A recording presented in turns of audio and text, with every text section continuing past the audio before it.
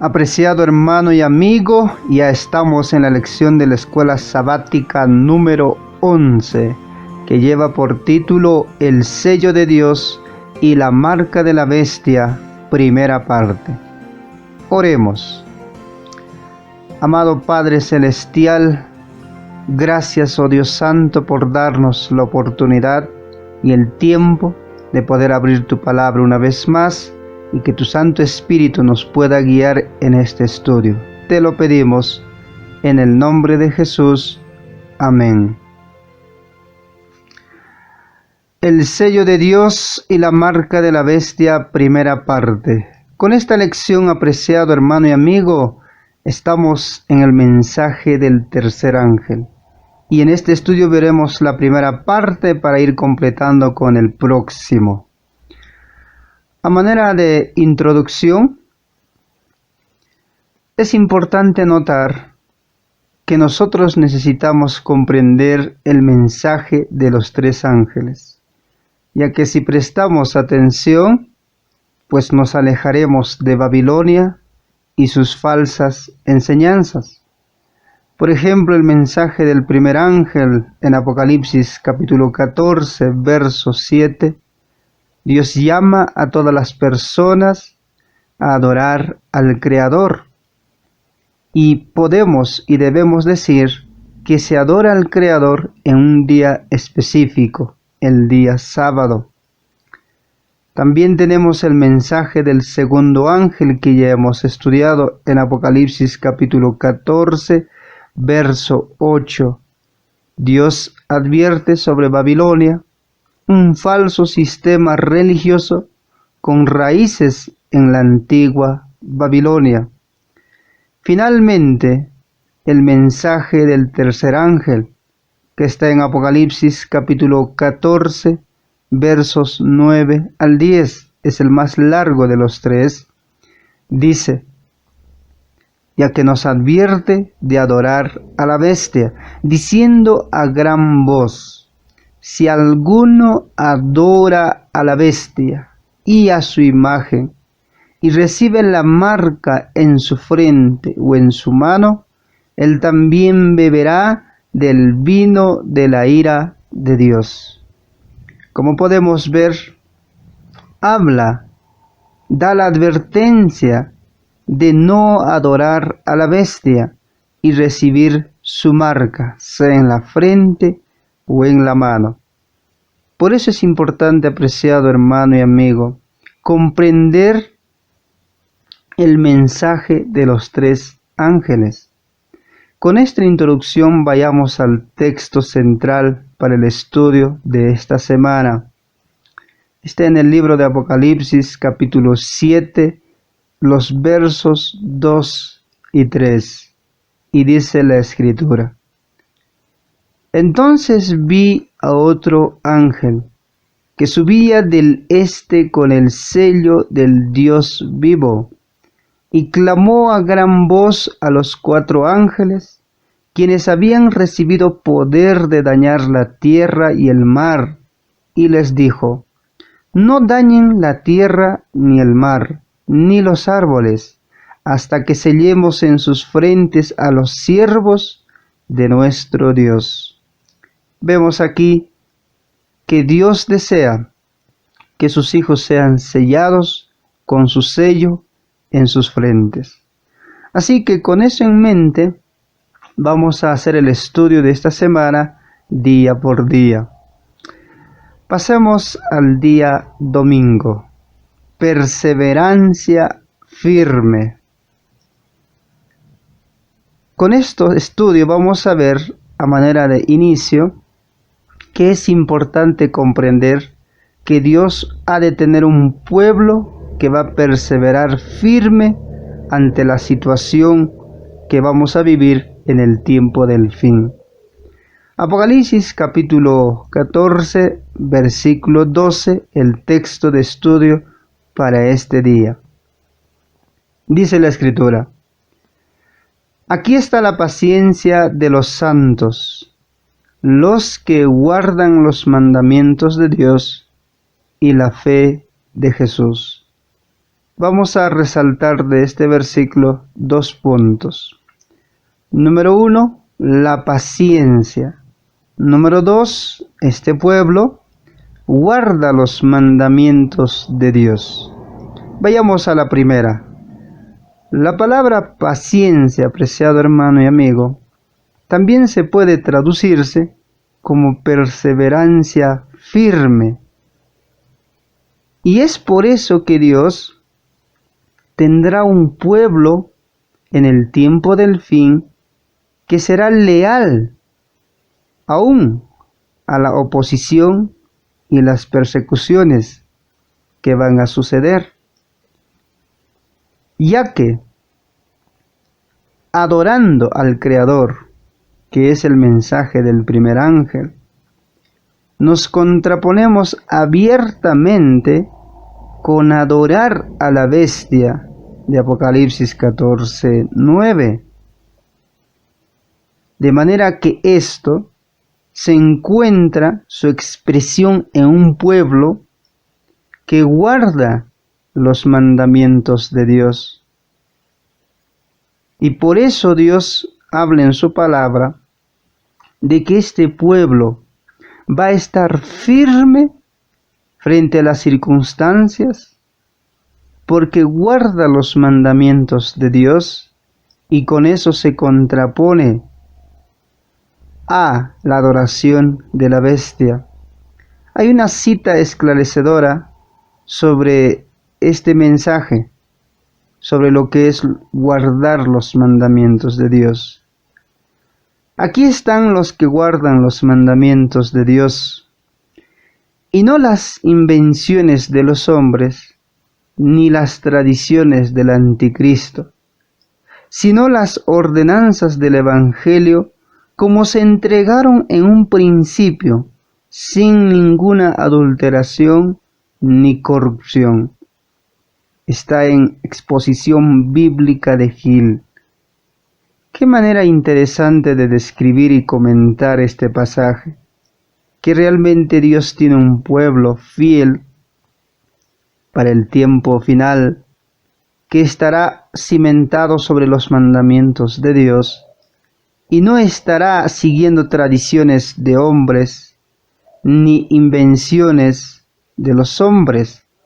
Será fiel al Evangelio que Cristo entregó sin adulteración. Así que, querido hermano, hay un pueblo que ha de perseverar firme frente a las circunstancias más hostiles que viviremos. Pasemos al día lunes. La lucha cósmica. Analizaremos la segunda parte de este pasaje de Apocalipsis capítulo 14, versículo 12. Dice la Escritura: aquí está la paciencia de los santos, los que guardan los mandamientos de Dios y la fe de Jesús. Este pueblo no solamente es firme, no solamente guarda los mandamientos de Dios, también dice que guarda la fe de Jesús, tiene la fe de Jesús. Y surge la pregunta: ¿cuál fue la fe de Jesús? Durante toda su vida, Cristo Jesús permaneció con su vista puesta en su misión. Eso es importante, la misión. No importaban las veces que se le intentasen hacerlo dudar. Él siguió firme, perseveró. De manera que está relacionado la fe con la perseverancia. Él estuvo firme. Y la mayor prueba, apreciado hermano y amigo, fue en la cruz. Sintiéndose abandonado por el Padre, no perdió su fe y entregó su vida por nosotros. Una cita maravillosa del deseado de todas las gentes, página 704, dice: en esas terribles horas había confiado en la evidencia que antes recibiera de que era aceptado por su Padre. Cristo fue vencedor por medio de la fe. Apreciado hermano y amigo, la mayor prueba que Cristo dio fue en la cruz, y ahí venció solamente por fe. Así que aún en tiempos críticos, Cristo solo fue vencedor por medio de la fe. De la misma manera, el pueblo de Dios debe estar aprendiendo a vivir por fe el día a día. ¿Cuándo? Ahora. Ahora es el tiempo. Sea en los buenos tiempos, en los malos tiempos. Ya que la Escritura también añade, el justo vivirá por la fe. Gálatas 3:11. Así que vimos en estos 2 días que frente a la situación que estamos estudiando del mensaje del tercer ángel, Dios ha de tener un pueblo firme, con perseverancia segura, guarda los mandamientos para contraponerse a la adoración de la bestia y tiene la fe de Jesús. Pasemos al día martes. Cosechamos lo que sembramos. A partir de aquí vamos a tratar ya de ir identificando qué es lo que va a suceder según Apocalipsis para el tiempo del fin en cuestión de adoración. Vayamos al libro de San Juan capítulo 16 versículo 2. Dice la Escritura: os expulsarán de las sinagogas, y aún viene la hora cuando cualquiera que os mate pensará que rinde servicio a Dios. Estas palabras fueron palabras de nuestro Señor Jesucristo, hablando en su tiempo para el tiempo futuro. Habla de expulsión de las sinagogas, habla de matanza, de muerte, y que muchos incluso pensarán que al hacer eso rinden servicio a Dios.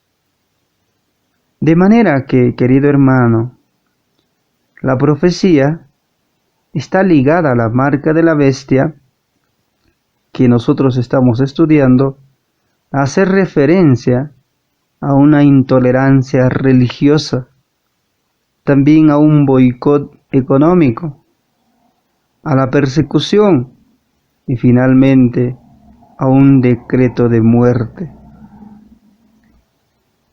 Eso nos dice en Apocalipsis capítulo 13, los versos 15 al 17, en forma resumida dice: y que ninguno pudiese comprar ni vender, sino el que tuviese la marca o el nombre de la bestia o el número de su nombre.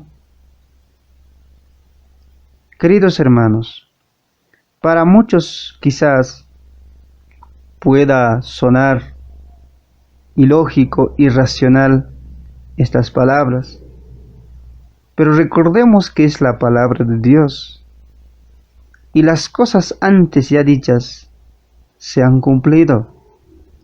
Y este pasaje sorprendente que habla de este sistema que ha de forzar a las personas, que incluso ha de tener cuestiones e implicaciones económicas de comprar o vender, habla de una marca, distintivo de la bestia.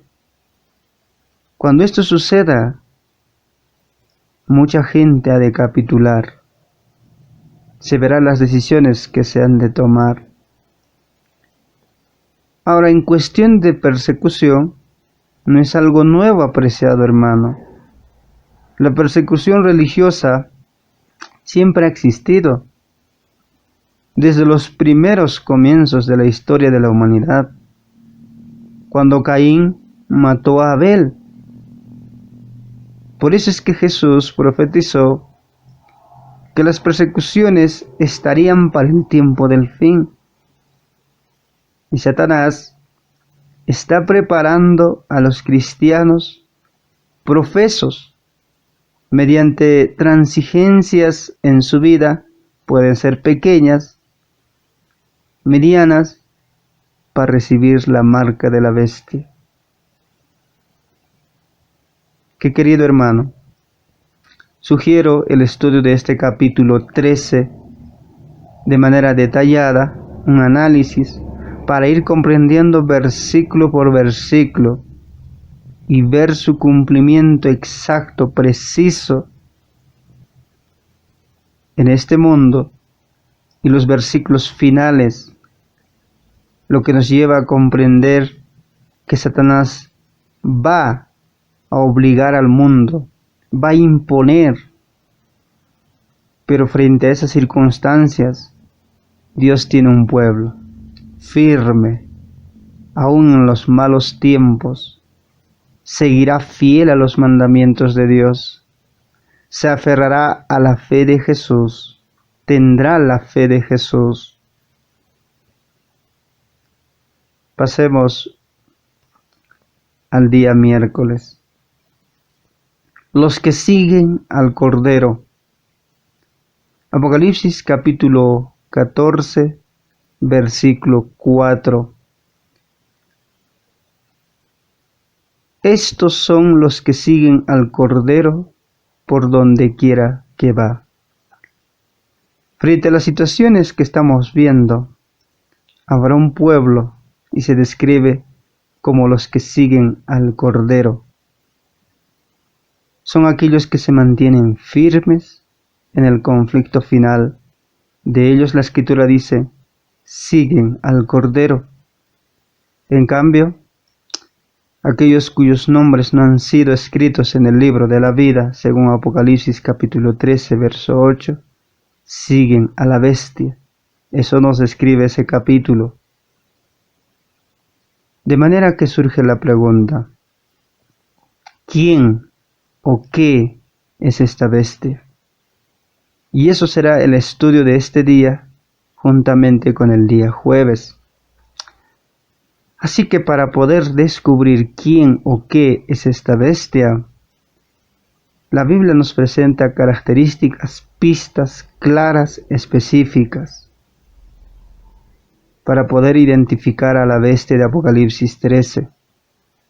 En este estudio solo veremos 3 de ellos, pero son muchas.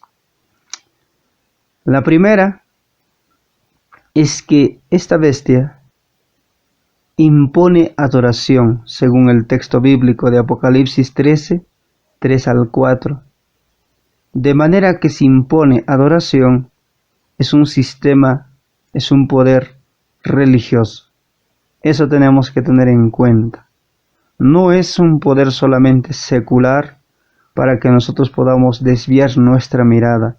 La palabra de Dios es clara, es un poder religioso porque tiene que ver con adoración. En ese entender, la pluma inspirada comenta un poquito más en Testimonios para la Iglesia, página 76. Se nos querrá imponer la marca de la bestia. Para aquellos que han ido cediendo paso a paso a las exigencias del mundo y se han acomodado a sus exigencias, no será cosa difícil ceder. De ahí, hermanos, la importancia de que si estamos anclados en la palabra de Dios, para no ceder ese espacio que Satanás busca por medio de la mundanalidad, y que quizás muchos, al no darse cuenta de esto, cuando llegue el tiempo, no será cosa difícil ceder. Así que hemos visto aquí la primera, que es un poder religioso, porque impone la adoración. Pero vayamos a la segunda, para un poquito más conocer, vamos a rastrear su origen. ¿De dónde proviene, qué sistema es esta bestia? Para eso vayamos a Apocalipsis capítulo 13, los versículos 1 y 2. Dice la Escritura: Me paré sobre la arena del mar, y vi subir del mar una bestia que tenía 7 cabezas y 10 cuernos, y en sus cuernos 10 diademas, y sobre sus cabezas un nombre blasfemo.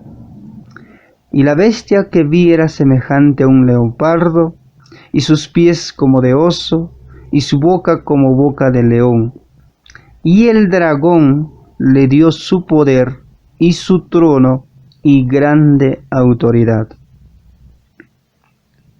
Analicemos. Vemos una bestia con 7 cabezas y 10 cuernos, muy parecido a la bestia que cabalgaba la mujer de Apocalipsis 17.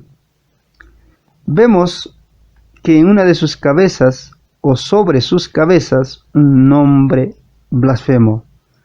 Característica también de Apocalipsis 17, la bestia que cabalgaba la mujer ramera. Pero también llama la atención la parte final del verso 2. El dragón le dio su poder a esta bestia, su trono y grande autoridad. Con esto queremos descubrir quién es esta bestia de Apocalipsis 13.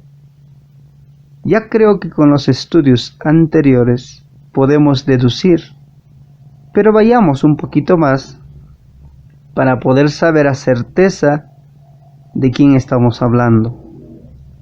En primer lugar, ¿quién es este dragón? Según la misma Biblia, Apocalipsis 12:9, es Satanás. De manera que el dragón en la Biblia representa al mismo Satanás.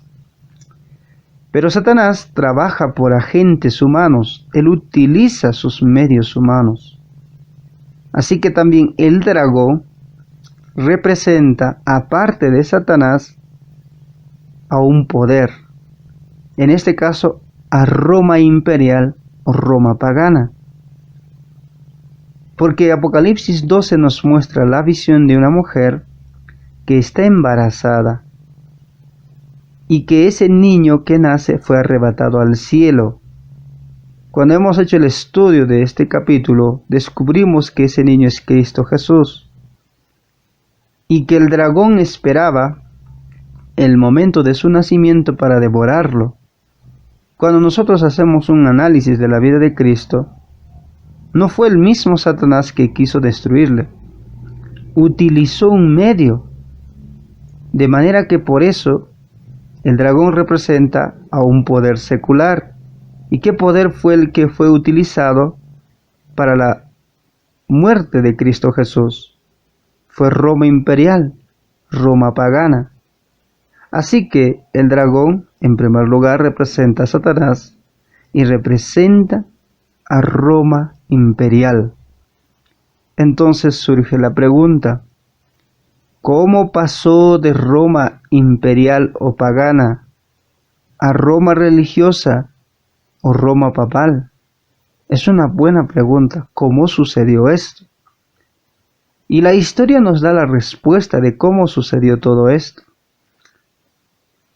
Al retirarse Constantino el Grande a Oriente para fundar una nueva ciudad, la cual llamó Constantinopla, dejó el camino despejado para los obispos de Roma en Italia.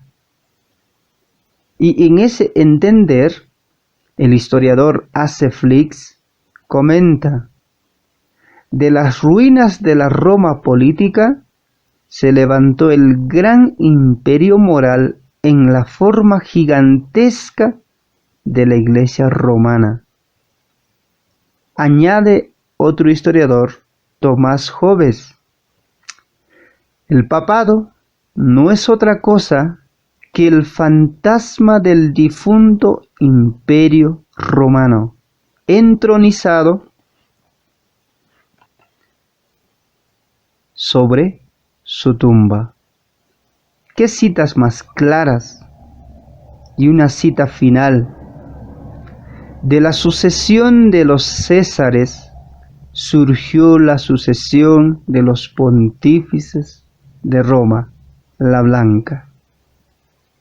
Querido hermano y amigo, así que la segunda característica de la bestia de Apocalipsis 13, estamos hablando de la Roma papal, la Roma religiosa, sin duda alguna. Pasemos al día jueves. Dice, Jesús, nuestro único mediador. Así es. Apocalipsis capítulo 13, verso 5, añade, también se le dio boca que hablaba grandes cosas y blasfemias. Esto es la tercera característica. La tercera característica de esta bestia es que habla blasfemias. Resumamos los tres. La primera es que impone la adoración, por lo tanto es un poder religioso. La segunda, como vimos, es que Roma recibe su autoridad de la Roma pagana, y la Roma pagana recibe su autoridad del mismo dragón que es Satanás. Así que es una cadena de mando. Y la tercera característica que estamos estudiando en este momento es que este poder habla grandes cosas y blasfemias. ¿Pero qué es blasfemia? Según el texto, es un poder blasfemo, como vimos. Así que en el Nuevo Testamento, la blasfemia se equipara con arrogarse los privilegios y las prerrogativas de Dios como un igual. Por ejemplo, para comprender, vayamos los dos ejemplos de blasfemia que se le acusó a Jesús. 1. El perdonar pecados. Lucas capítulo 8, versículo 21. El caso cuando Jesús cura a un paralítico. Dice la Escritura, ¿quién es este que habla blasfemias? ¿Quién puede perdonar pecados sino solo Dios? Este texto se comprende porque Jesús dijo al paralítico que sus pecados habían sido perdonados, de manera que los judíos responden, ¿quién es este que está hablando blasfemias? ¿Quién puede perdonar pecados sino solo Dios? Y es correcto. Solo Dios tiene la facultad y el poder de perdonar los pecados. Aunque en este caso Cristo no estaba blasfemando porque Él es Dios. Pero vemos una blasfemia que es atribuirse ese poder de perdonar pecados. Porque solo eso lo debe hacer Dios. Una segunda blasfemia de que se le acusó a Cristo fue el hacerse igual a Dios.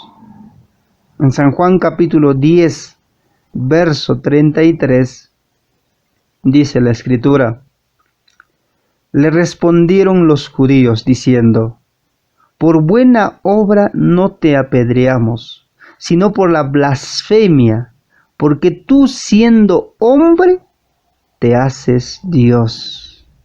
La otra blasfemia es que siendo hombres uno se hace igual a Dios, porque Cristo en el contexto había dicho, yo y el Padre uno somos. Como podemos ver, hay dos blasfemias bíblicas que resaltan. Por supuesto, Jesús no era un blasfemo porque Él es Dios.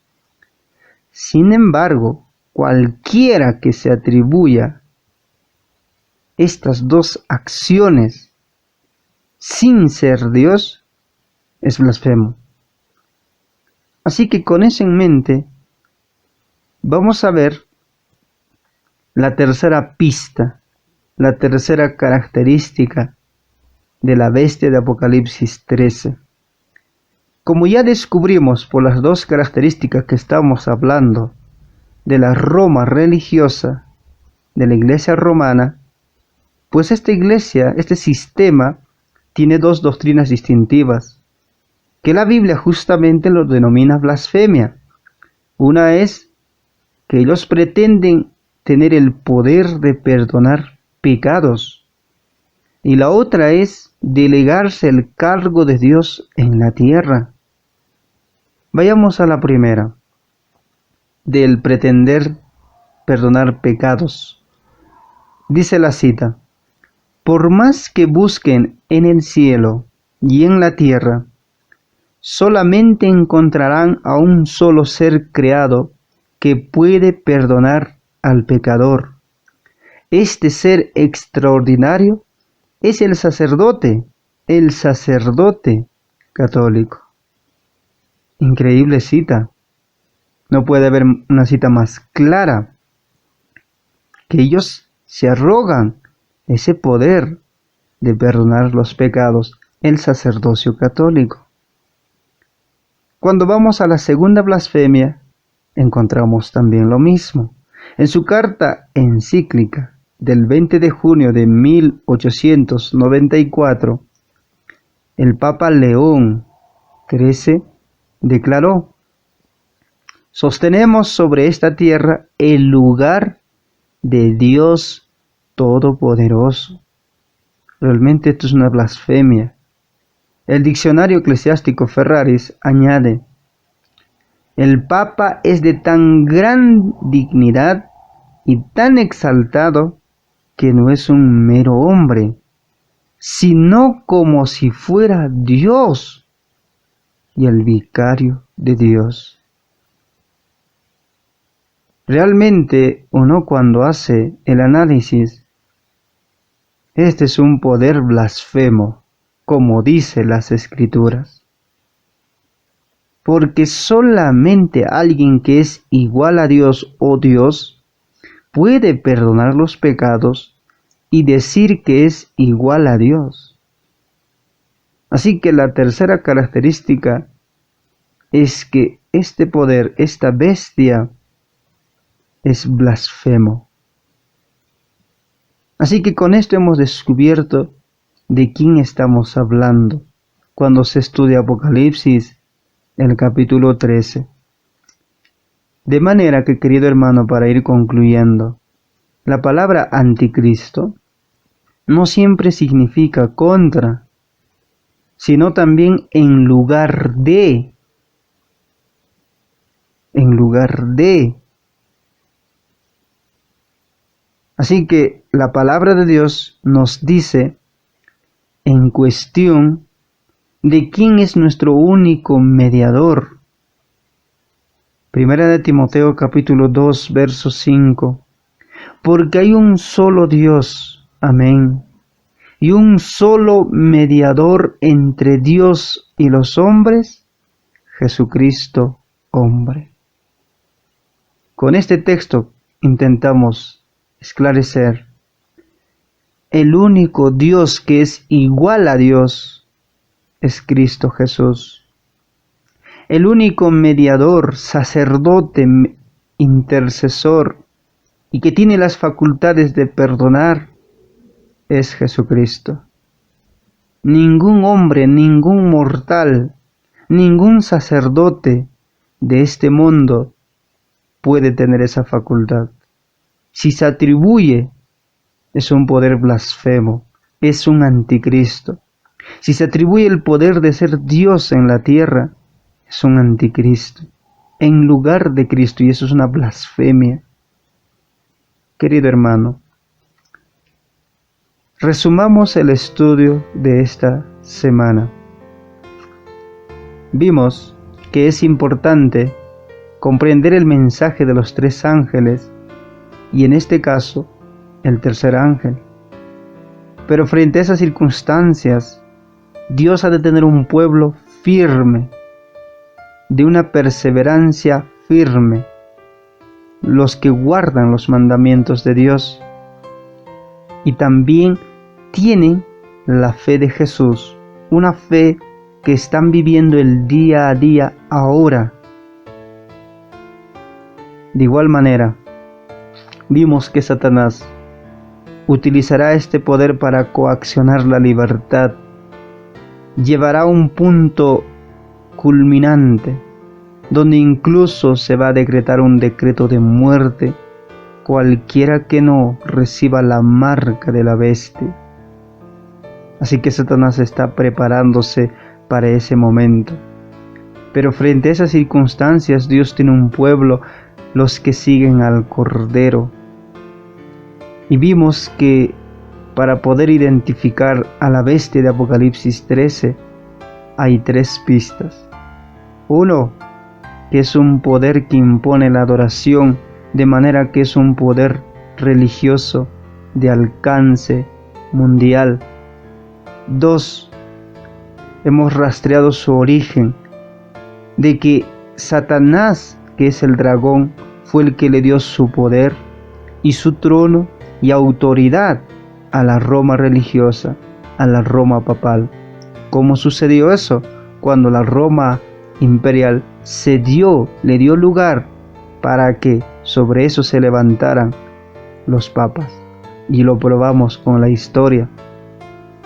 Finalmente, la tercera característica, este es un poder blasfemo, y blasfemia en la Biblia es arrogarse los privilegios y prerrogativas de Dios como un igual, y vimos 2 de ellos: perdonar pecados y hacerse igual a Dios.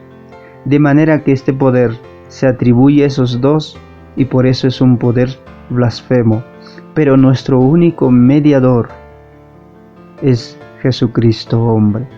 Así que, querido hermano y amigo, tengamos en cuenta que tenemos un solo mediador, alguien que puede perdonar nuestros pecados y que es igual a Dios, Jesucristo.